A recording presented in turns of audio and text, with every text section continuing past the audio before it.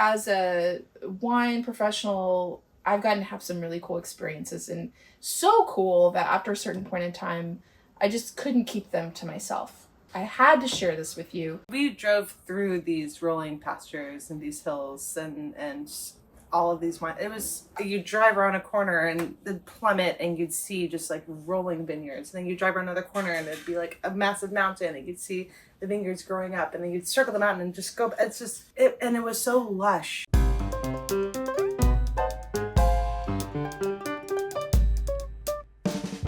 Welcome to Modo di Bere, the podcast about wine and language and the people who keep local culture alive. I'm your host, Rose Thomas Bannister.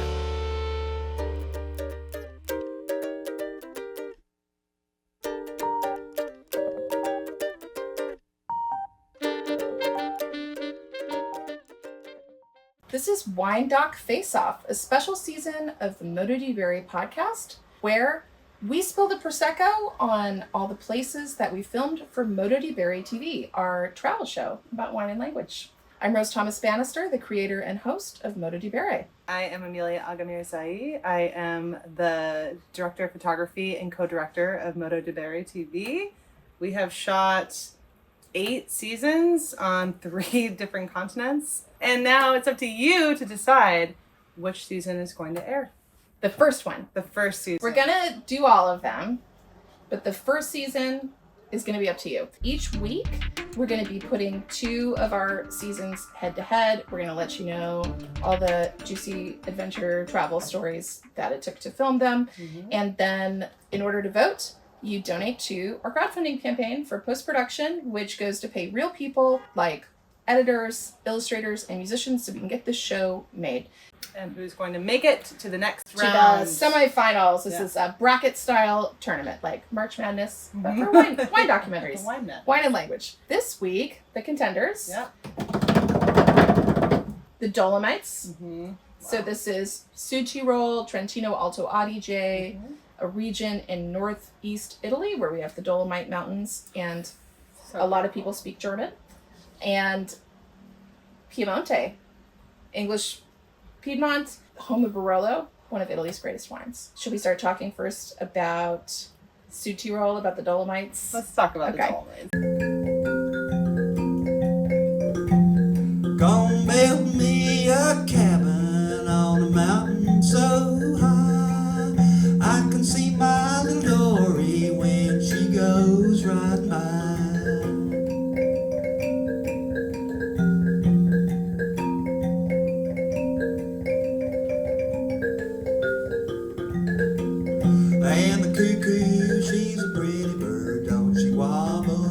First, let's pour some of this beautiful rosé. Okay. From Marina's Hope. So this is a Pinot Noir rosé from Sud Tirol. From our friend. From our friend Heiner. Heiner. We met a biodynamic apple producer on this trip that made me want to be a farmer, which truly I don't have like back to the land fantasies like being useful. I like to drink the wine. I like to be like an agricultural journalist, an oral historian of agricultural traditions. But the apple farm this guy who makes biodynamic apple juice, Carl. Oh, the sweetest man ever. Oh, just to be in those apple orchards with the bees buzzing around with the beautiful mountains. So it's like Sound of Music, okay? Truly. That's what it looks like. You went on a hike one day and just had a life-changing experience just hiking up the mountains. And I brought an apple with me. That's my snack. The fruit is so beautiful. If you visit in the spring, you'll see apple blossoms all along the valleys and then the vineyards on the hillsides. Some wine producers in the region, like Elisabetta Foradori, is a legendary producer who helped save valorize, we should say, the Tirol-to-Go grape, which we've now seen planted on. We've tasted Tirol-to-Go planted on 3 continents. Yeah. Who knew? So Elisabetta, they're listening, right? And we saw it in the Finger Lakes. We're there. We just had some. But that one was actually grown in Australia. Oh, yes. And then we had one in Texas. This is not a Tirol-to-Go. This is a Pinot Noir. But yeah, Elisabetta talking about the apple trees, she feels like it's a little bit of a monoculture. And she was really fighting against monoculture in terms of grapes by valorizing this local grape to roll to go and making sure that it got taken seriously. So that was a really cool interview that we got to do. What are some of the other things? I mean, that town where Heiner Pohl, who makes beautiful, really small, kind of small batch wine, he also really loves to make his schnapps. I love the way he looks at his pot stove, like so much love. Love and adoration. He may or may not have compared it to fatherhood. Loving that thing, that machine, the like a child, or loving the process of making schnapps. Like, you know, his spirits have won some awards. So yeah, true. I think it's a good birth. When I'm talking to other winemakers, I feel always very comfortable because we are very friends. There is no too much competition. But here, if you talk with other distillers, they are completely. It's like a religion.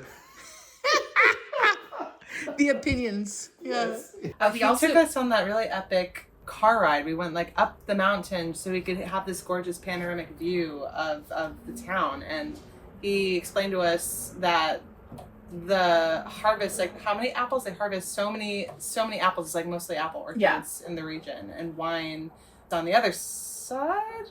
They don't do as much wine, I think, as apples, at least in the region where he is. Because they're on the colder side. There's a warmer side and a colder side of the mountain. Yeah, well, there are these valleys with like mountain sides going up on either side, which we experienced some really cool mountain views in Valtellina. So we've seen us in Alp. Yeah, we've been in the Alps, but these are the Dolomites. Yeah. So different land formation, really stunningly beautiful. I've been sort of dancing around the Dolomites for several years, thinking that I would make this trip, and we finally did it when we drove up to just kind of enjoy the mountains and see the lookout. I really had a tear in my eye. You did too, but it was because you wanted to take that cat home with you. Oh. Like there's a cat everywhere we go. There's a mountain cat, a mountain kitten. It was a mountain cat. I know. Oh, there's one in Texas too. There was a cat in Texas. Always find a cat. I know. We take the wine home, but we haven't taken any cats with us. Not yet. Never say that. Yeah. Come here. I love you.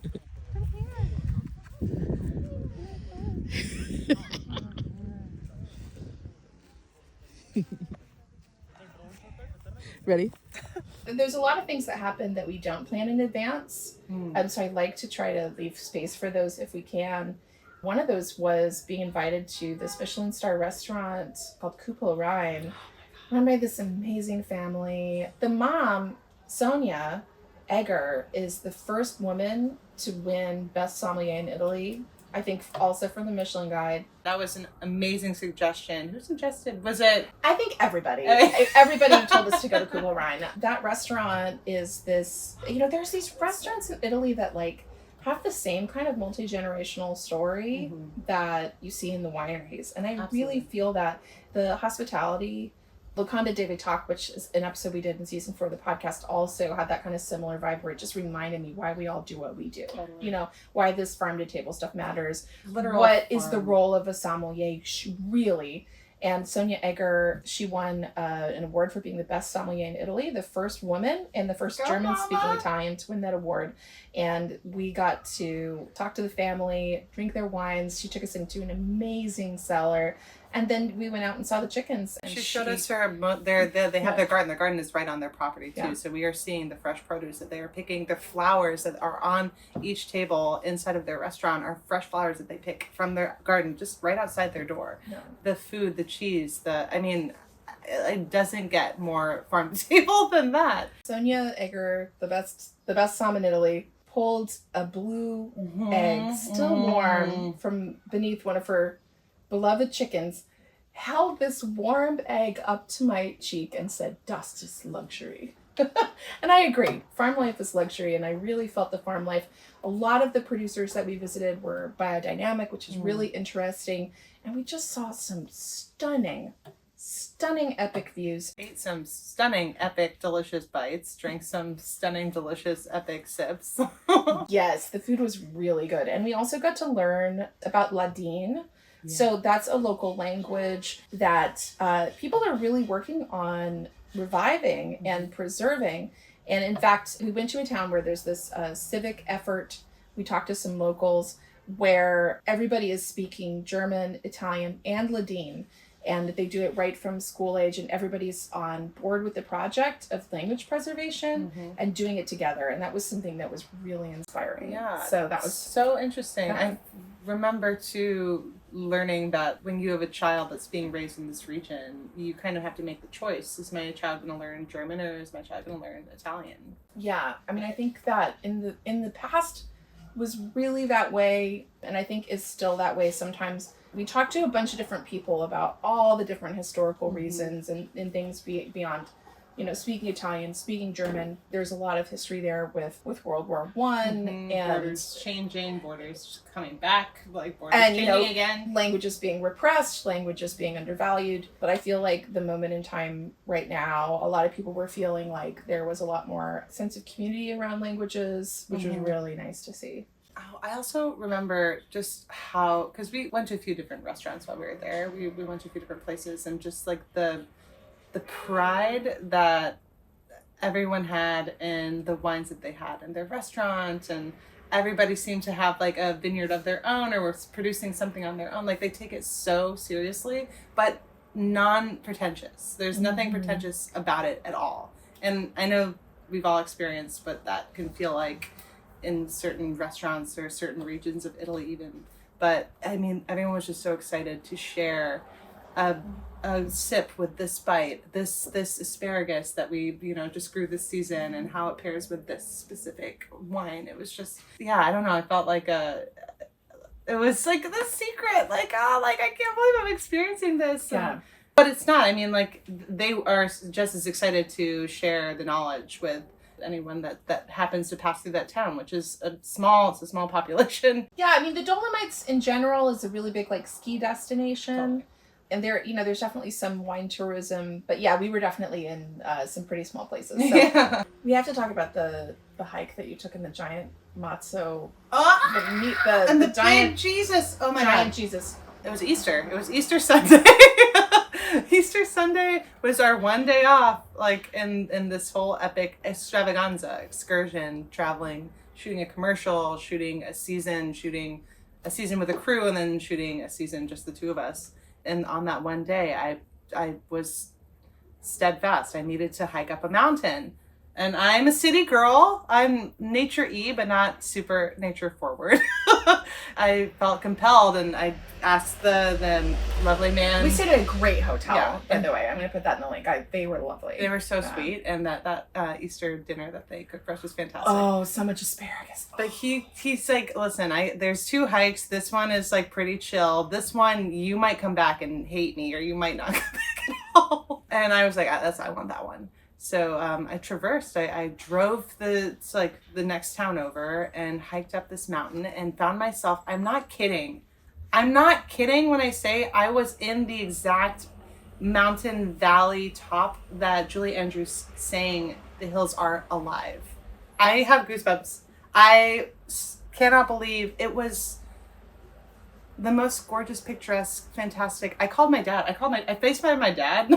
I woke his ass up to be like, look where I am. I need you to see this. I need you to be here with me right now, because I've never, and I was so glad. I was sad to have a day apart, but I was also very happy to have an adventure on my own and to been in nature by myself and hiked up a mountain. I made a lot of really crazy wild sounds while I went up there, so I'm glad that nobody was with me. But then I hiked my butt back down, and then I was looking for a lunch spot because I was starving, and realized that the place that looked most interesting was right back up that same mountain.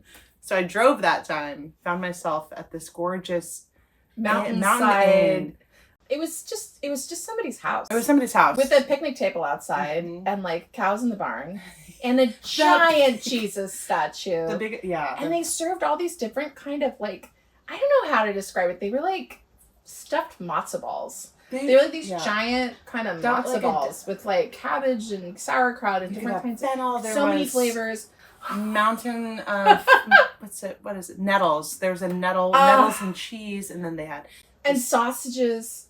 Oh my God. I gotta say, this was my first experience in the German-speaking part of Italy, and it's really fun listening to, Italians talk about Germans and Germans talk about Italians. There's just this idea about you know, who's disorganized and who's uptight or whatever. Who do you think? And, you know, I just felt that it was a different culture from what I'd experienced elsewhere in Italy. Completely. Yeah. It was like a little like.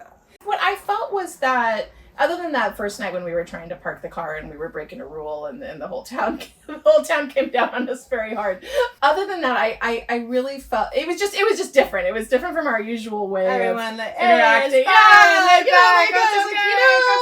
I mean, or maybe someone will yell at you, but in sort of this, I don't know. friendly. Yeah, well, like, you dumbass. Like, it's Yeah. It's okay. Yeah. No, but it was. Oh, no. Yeah. It's like, no. You broke the rules. That's Yeah, not like good. you That's gotta not move your good. car You're done now. You know, everyone was so direct yet so open-hearted, and I really appreciated that. There was just this wonderful energy. There were hiking stick holders everywhere in the entrance to the hotel. It just felt like such a helpful, extraordinarily beautiful place, and I really enjoyed learning about the history from everybody. But we have to move on. We have to to move talk on. about this other So- region that is equally awesome and beautiful, and we had so many beautiful memories made there.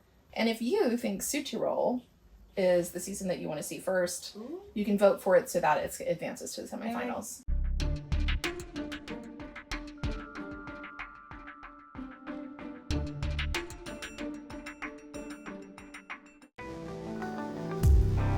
I've been up north, I've been down south, stared into a river's mouth. Yeah, I've been up north, and I've seen the south. Stuck my foot into the river's mouth. Piemonte is such a famous region of Italy. It's when I finally got a chance to visit Italy for the first time after studying Italy for many years, learning Italian, you know, just really devoting myself to it. I finally got a chance to go, and I went straight to Piemonte, the land of Barolo, the land of Barbaresco. So these vaunted wines made from the Nebbiolo grape. Let me pour some of this Barolo.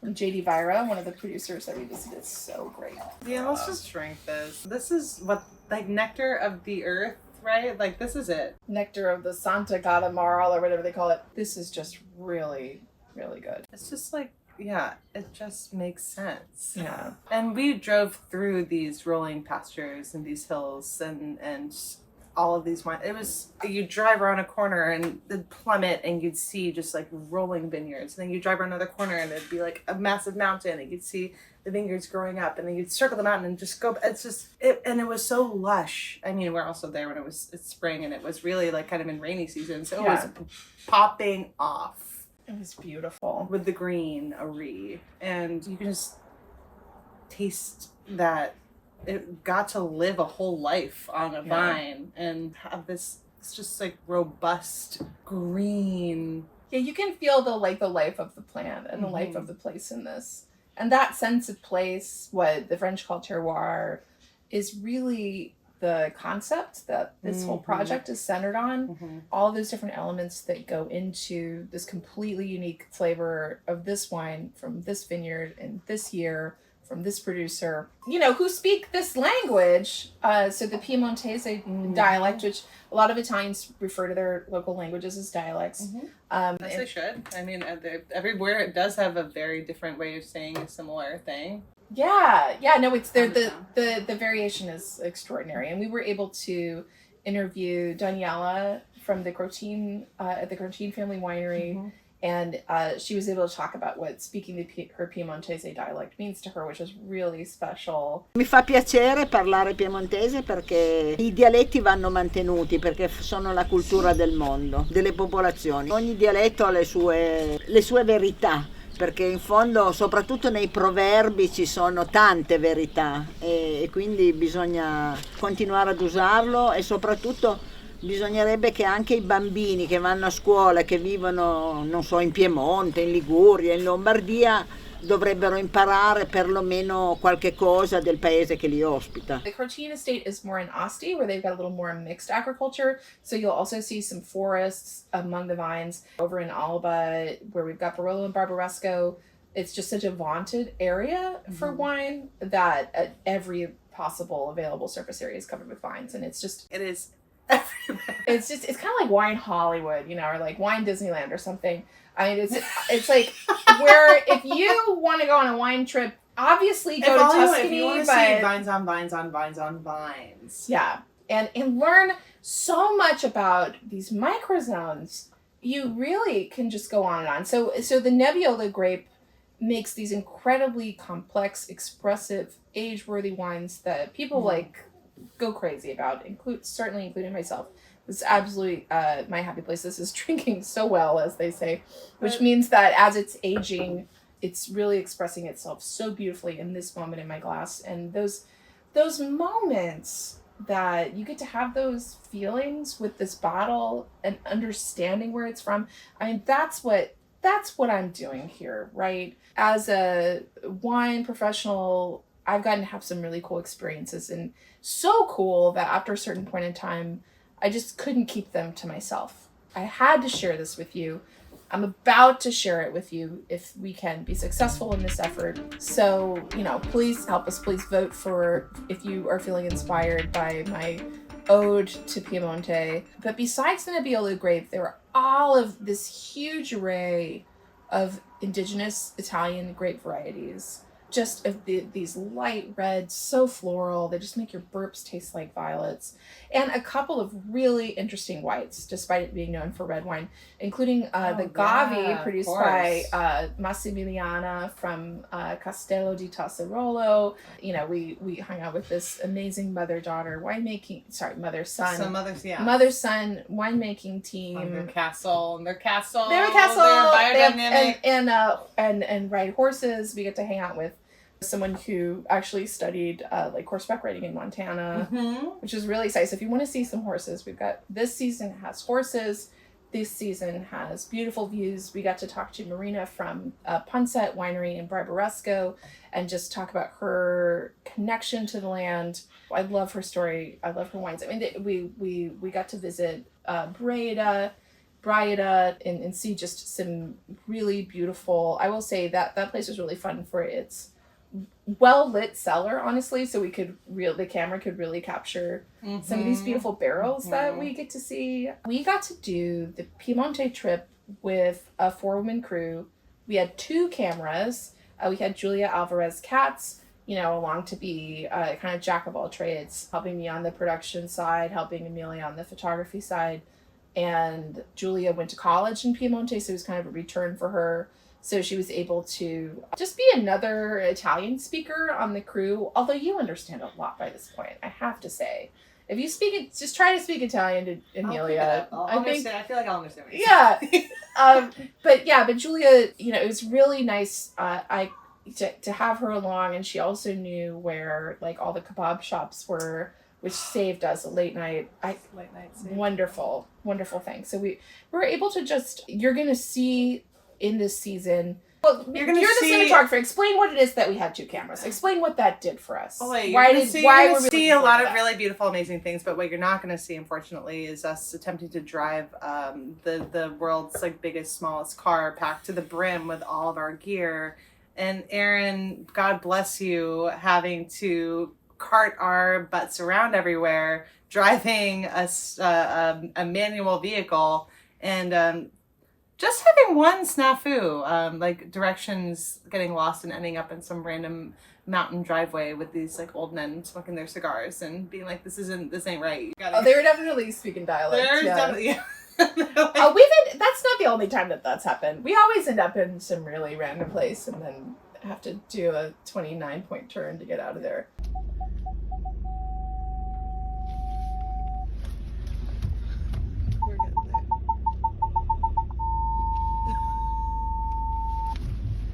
Song.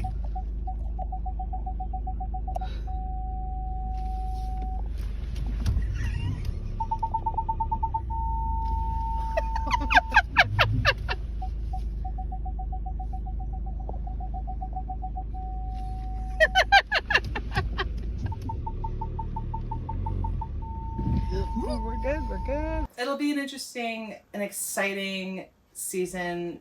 Artistically, just so you'll be able to see what it looks like. You'll be able to see the show the way that we envision it in its totality, like how we envision the show to be as the show grows. And we're very, very steadfast about wanting to make the show as keeping our crew as intimate as possible. The experiences that we have only happen because we're two people. We're a small crew. We speak the language. We're women. Like I think there's something about two of us against the world, just trying to find our way. It causes people to like open their hearts. And as we grow to, you know, 4, which is still a small crew. But we don't want to lose the intimacy and the familiarity and the sincerity that we've been able to accomplish with just the two of us. And we knew that we'd only be able to accomplish that with 2 very specific people. And having them on board with us for a season was incredible. Yeah, well, just logistically speaking, having 2 camera angles during the interviews enables us to we don't miss a thing. We can show exactly what we want to show, and there's always going to be an angle there to capture that. It can make that footage of those interviews more dynamic. There's less fear. There's less like we're not worried about missing anything. We know like just having support. It's all about just having someone, like knowing that someone's got my back and I got their back. And we all carry each other and we're all taking space, and also like just doing what we can to make sure that we're all doing the best work that we can do that day. Yeah, having one less thing to have to carry or worry about or plug in or charge or light or just having. And Erin was amazing. Erin Altos, we love you.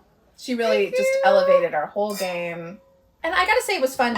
Just quick note. It was fun because Erin's worked on a lot of kind of big Food Network shows. For me, it's completely natural to be like, of course, everyone in the crew is gonna taste every wine that I get to taste. And we're all gonna go out for dinner and taste all the local cuisine. Like, we're gonna do that together. But I guess that's not customary. And just the last thing I want to do is sit like a critic at the end of a long table and declare my opinion of who cares. I am about education, and I want everybody in the crew to be there. I mean, honestly, Emilia, you have had 10 times of the wine education than a lot of people in like official wine education programs and careers. Like, you've had an amazing time, and you can get the same education once this show is out by actually watching. So please go to the link in the description, donate and vote. Choose which one you like. Which one are you thinking? You saw the sizzle, you heard about the one. Obviously, they're all amazing regions, and we love them all equally, so we can't do this on our own. Only you can decide which one of these seasons is going to advance to the next round. If you donate, then that's going to be your voting ticket, choosing which one of these regions is going to move on to the next round. We're going to produce every season, and if the fundraiser is successful, I think we're on, pretty good track to produce all of them, in 2026, 2027, like they're going to come out. This is just about which episode you want to see first. Which season do you want to see first? Go to the link to donate and vote. On Instagram, we'll announce the winner who's going to advance to the semifinals for which season we air first. So thank you for being a delicious person who appreciates delicious things. Wherever you go and whatever you like to drink, always remember to enjoy your life and never stop learning. Don't miss your chance to choose which season of Modo di Bere TV will air first. Go to mododibere.com to get involved. Music for the podcast was composed by Ercilia Prosperi for the band O. Purchase their music at the link in the notes.